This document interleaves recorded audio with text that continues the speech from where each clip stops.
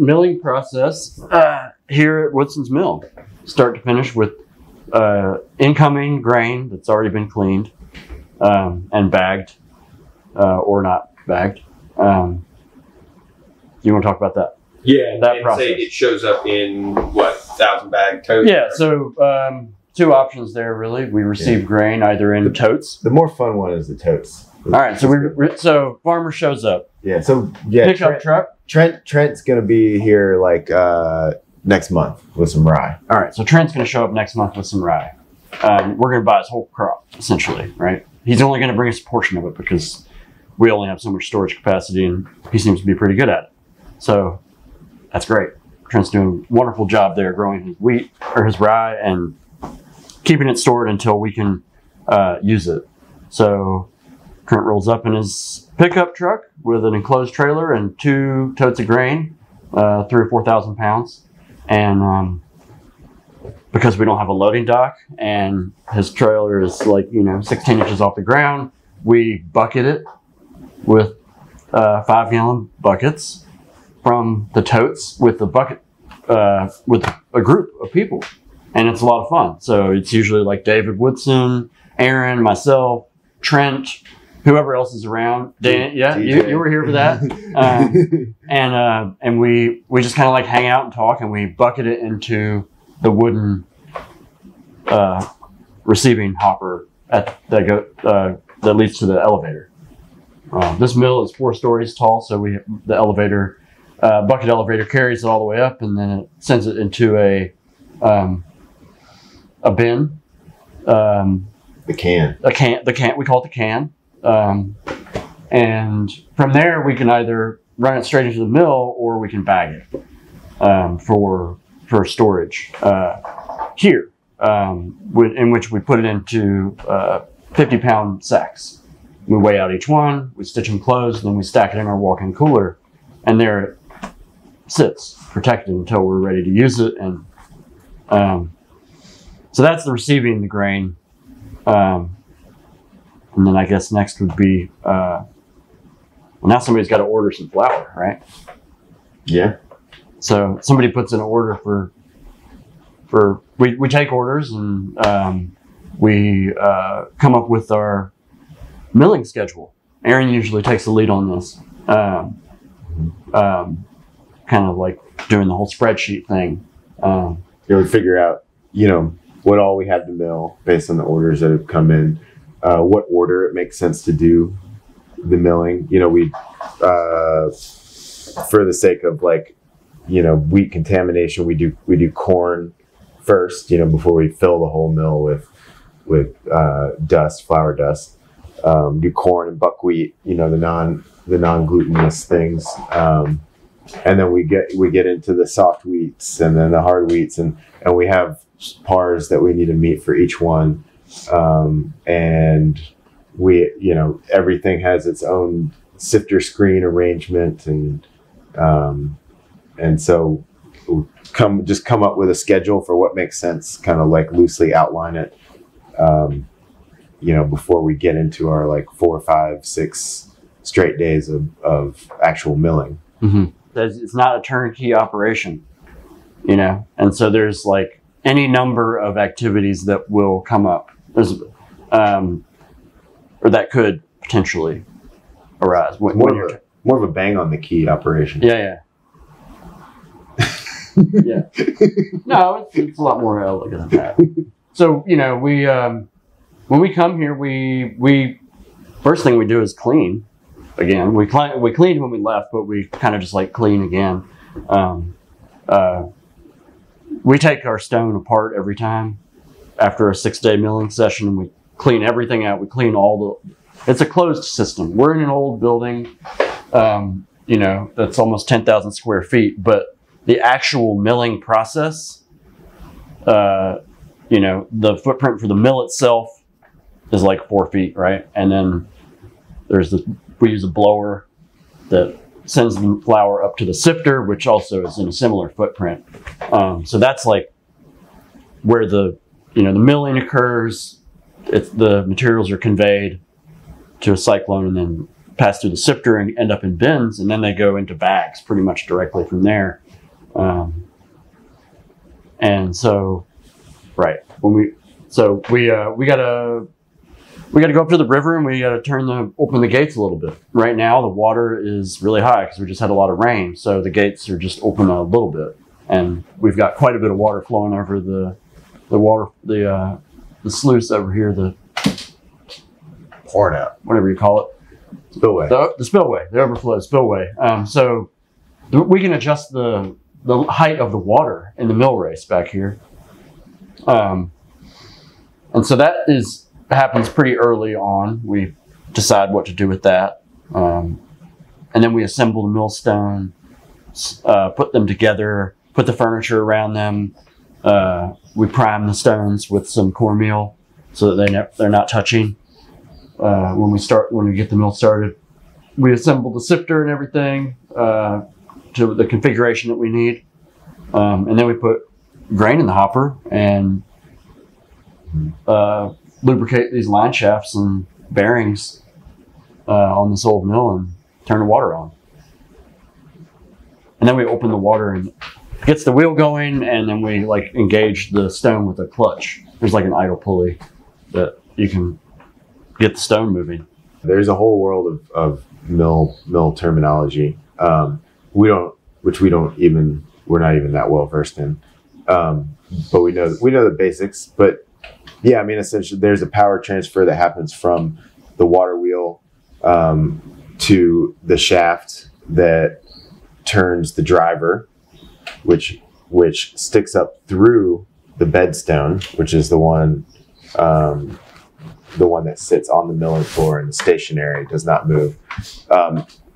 That driver holds the runner stone, or I should say, it turns the runner stone, and it is balanced on what's called the cockhead, and the runner stone is called such because it is the one that's turned by the driver through that power transfer from the water wheel. And yeah, and then you can get really elaborate there's the bonnet that sits over the stones that all of the rest of the furniture sits on, the horse, which holds the hopper, and the shoe, which dispenses the grain from the hopper, and the damsel, which turns the shoe, or which knocks the shoe as it turns with the runner stone. Yeah. I just love these words. Yeah, it's like speak another language. Yeah. And the runner stone not only is turned by the driver, but it is perched on it, so you can lift and you can raise and lower the runner stone to adjust the grind. Smallest would be like what we call our silver line, which we chose the name of because it is close to white, but not what we're not really producing white flour. And then gold being the closer to whole grain version, and bronze pretty much whole grain. Bronze would mean really we just have a screen that would catch any whole kernels of grain that would go through, trying to take little to no parts of the ground meal out. And so yeah, using that, there's various screen sizes that correspond with those, with that nomenclature.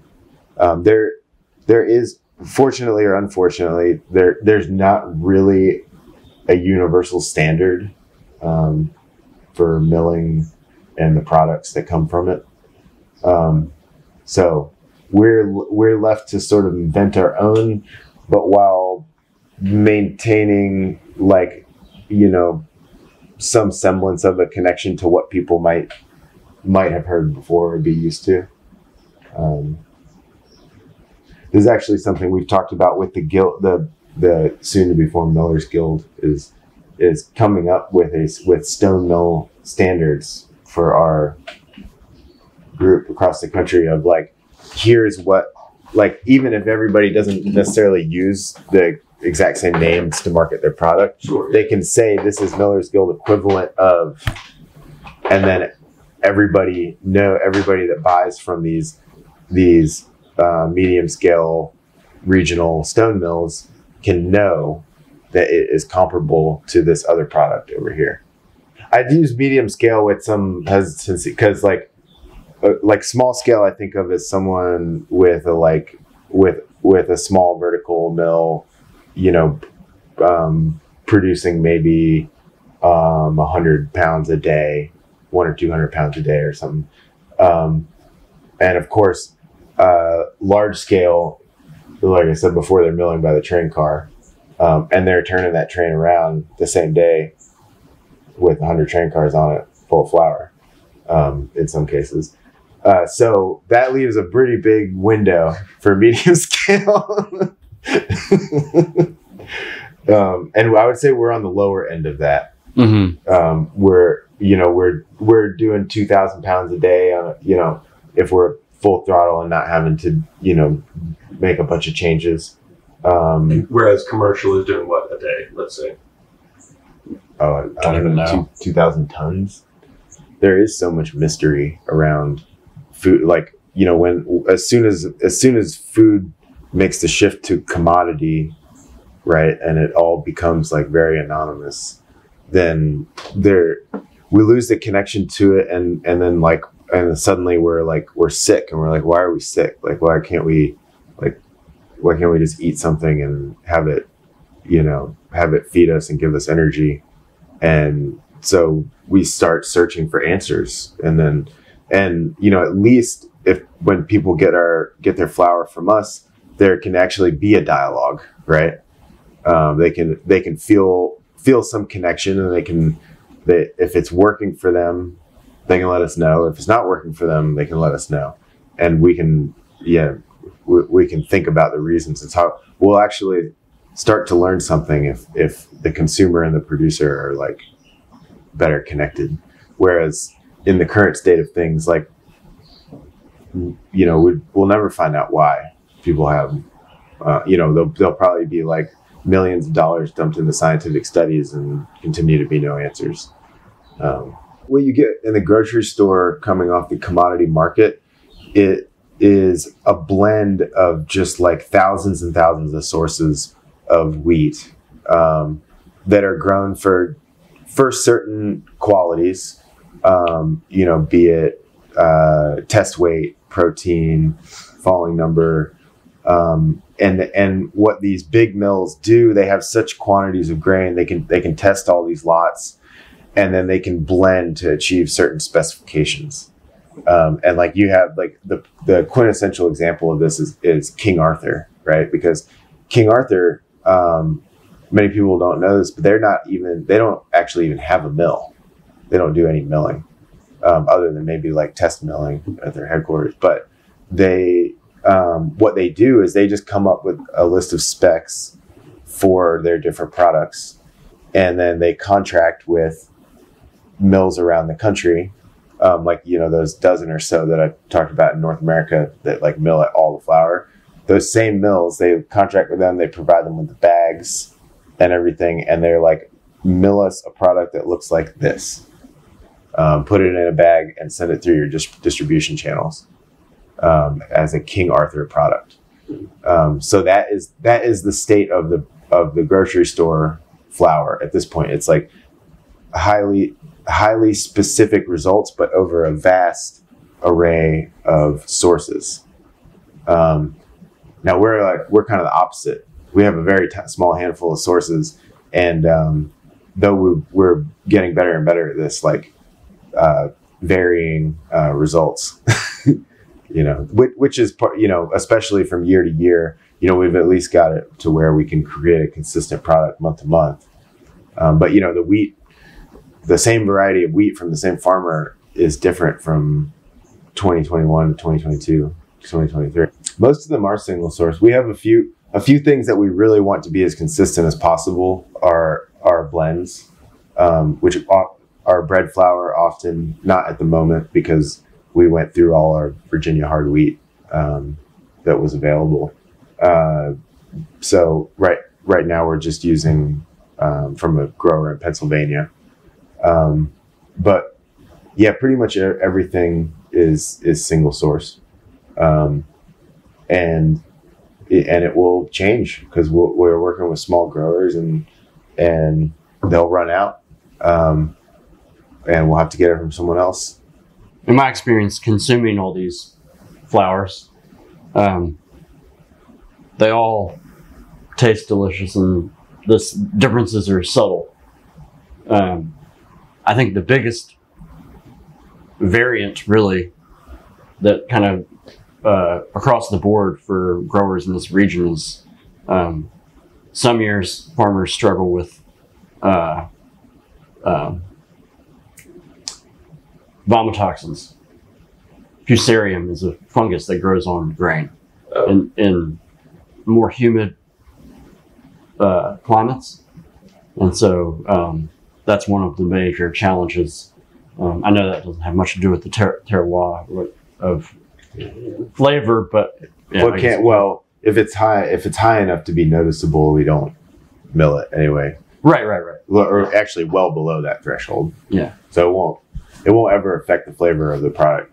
What it will mean is we can't use that farmer's grain that year. That's the bit. Yeah, and flavor aside too, and what a lot of the bakers are maybe even more concerned about than flavor is performance. Mm-hmm. They want a certain result in terms of like how their loaf looks, how it feels, how much air is in it, how it caramelizes or not in the oven, the crust. All of these things depend on the wheat. But it's an interesting relationship because on one hand, you do want, in farming and ag in general, too, you want some form of consistency. But I guess what we're getting at here too is you also want a form of inconsistency. You don't want it to be the same flavor, the same thing all the time. Like you're getting more flavors, you're getting more variety. How does that balance work? I mean, we don't really like to say we want or don't want it. I don't know that we necessarily we don't really have a choice. So we're not like, oh man, I wish, the flavor could be different this year in the wheat. It's just kind of like, this is just how it's going to be. And our goal is going to be to balance that inconsistency, and try and celebrate the variation, but create something consistent, because we are working with commercial bakers, right? And we can't just like show up one month and be like, isn't this great? Everything is like totally different. Like, yeah. Like, why don't you test this for like a week and then you can start production again? As reliable as it is as a food source, it's actually quite unstable because it's so centralized. And that's recent development in terms, as far as the history of consuming these grains go. It's for much of that time, as you mentioned, it's been a very diverse, as far as varieties and regions where the wheat is grown. So we're trying to revive this mill and utilize it as a tool to help rebuild regional grain economies, and hopefully in time encourage growers to produce a more diverse group of plants to create a more resilient local economy. It's of course still reliant on fossil fuels, so it's still subject to, not this part of it though. But not this part of it. As millers more generally, we are a bridge, between the production and the end product. We do also sell an end product to directly to consumers, but the vast bulk of milling is geared towards taking a raw agricultural product and putting it into the hands of the people who then make your bread for the day. And so that's the place we occupy. So we're trying to kind of do that very, very consciously. And, you know, kind of think it helped being in this building, in this old building, really helps us sort of think about how milling has evolved and the context that we're operating in. You know, like the mills like this used to just dot the landscape, and they milled the grain that was grown there, and then the people that lived there ate it. In any particular little, I mean, not even region, but like in a little town or even on one side of a town. And as Ian alluded to, at this point, you know, 99% of the flour produced on this continent is produced in like a dozen mills. Pre-Revolutionary War, it was a major supplier of the British Empire. It was some of the earliest ground on this continent that was tilled or plowed for grain by settlers. And, you know, that gradually shifted up to New York. And then post-Revolutionary War, you know, England was getting their grain from elsewhere. But then it was the breadbasket of the Confederacy, particularly the Shenandoah Valley. So there was a really, like, I think, vibrant culture of small grains up until, you know, everything sort of started to shift out west. I think this is probably the point where everything really started to change in terms of what was grown around here. Yeah, and I guess that would have been really like late 1800s with the influx of you know, Northern European immigrants and Eastern European immigrants, and grain farming moving out there where the scale is like not even comparable. Like a small home plot, like just a home scale farm is like 640 acres, one section, and that's like who farms that out here? Millers and mills more generally were really like a social hub. Maybe not first and foremost, but it was a really important part of the community. You know, farmers would come in to get their grain milled. People would come to buy grain. There were also, this mill in particular was a polling station. It was a car wash. Yeah. Sawmill. Post office. Yep. Doctor's office. Yeah. So they were really foundational to any like town or village, especially in kind of pioneer culture in this country, because it was how people ate. Mm-hmm. I mean, we're a really scattered lot. You know, we're the only mill of our scale in the state. You know, everyone else is either much smaller, like home scale to like, you know, very small farm scale, or they're gigantic like Ardent Mills an hour north of here, and they're milling by the train car. So yeah, we've found the communities where producers like us can kind of congregate and compare notes, because it, you know, really feels like an island sometimes,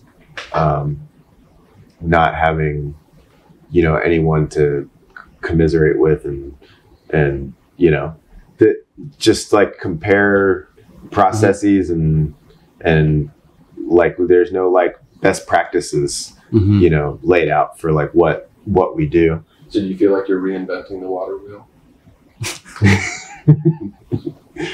Maybe to some degree, but even beyond the water wheel aspect of it, which makes what we do even rarer. Like just being like a small medium scale regional mill, is there's only a few of us, and at this point we know most of them in the country, because like it is such a small tight knit community, and there's really great organizations like coming into being, like the Miller's Peer Group, started by Miller in Ohio. Michelle, I'm not even going to try and pronounce her last name. Ajman. Michelle Ajman. Yeah, started this wonderful. I mean, it's really just phone calls every month or every other month. But people they talk about all the minutia and mundane parts of milling that aren't particularly sexy, and it's great like to hear other people talk about the same problems and how they're solving them. And that's actually growing and about to grow into a guild, a Miller's Guild, specifically focused on like small and medium scale stone mills around the country. The Common Grain Alliance is an organization that's of farmers and millers and bakers, a growing organization. Started a few years back. Yeah, five. It'll About be five in June, I think, officially. And the mission of that alliance, I guess, or organization is to connect, to help build that community and connect, those three main players in the grain community, among others. Yeah, I mean that organization has been instrumental. I mean, not only were we essentially born out of it, because the need was recognized as like one of the main reasons for starting the Common Grain Alliance, for needing a regional mill in Virginia. But also, we've met most of our customers and producers through that organization. Mm-hmm. That's how we ended up here. In fact, we had the former owner of this mill reached out to Charlie Wade. They were as both being members of the Common Grain Alliance, and that's how they started the conversation about Charlie coming to this mill, which led Aaron here, and then me, and then I followed, and the three of us operated. Well, we weren't even around before the organization. We helped form that organization actually as individuals before we even coalesced here with Deep Roots Milling. And yeah, honestly don't know how people did it. Like, yeah, you just cold call farmers, like, 99.9% of which are just like growing beans and corn for the commodity market, or they're just doing cow-calf operations. Mm-hmm. Like, the ones who are growing food grade grain are like diamonds in the rough, and a lot of them are only doing it because they've been encouraged by an organization like the Common Grain Alliance. So yeah, it's virtually impossible to find it before. And the Common Grain Alliance spreads for all of Mid-Atlantic, or it's Virginia focused, but it does encompass the Mid-Atlantic loosely, like essentially the eastern seaboard from Pennsylvania down to North Carolina. In the early days, it was the meetings. Like, we would literally just meet. It would be like, "Oh man, you grow this, cool!" And farmers would like have they would have like bags of grain in their truck, and like we'd be out in the parking lot, like, "Oh, try some of this," Or millers would have flour and bakers would have bread, and everybody would just be like, there'd be like deals going down in the parking lot. It was like that. And then when COVID hit, and when the organization was in its infancy, it all moved to calls and online meetings, which were still really productive, but it kind of shifted what was going on there, with that kind of informal, like, and really exciting, like everybody just like pumped to meet people. One of the driving forces there is fresh food. Kind of there's been a shift, it seems, recently in thinking about flour more as produce. Something that isn't infinitely shelf stable, but something that is very nutritious if processed the right way and delivered within the right time frame. And I think that's what's driving a lot of bakers to milling their own flour in house, and home bakers milling their own flour at home. And so we, as a mill of this scale, are able to provide that service for bakers who are either not interested or don't have the space to mill fresh flour within the walls of their bakery. Yeah. And it also puts us in a position to help farmers by buying their grains for a fair price.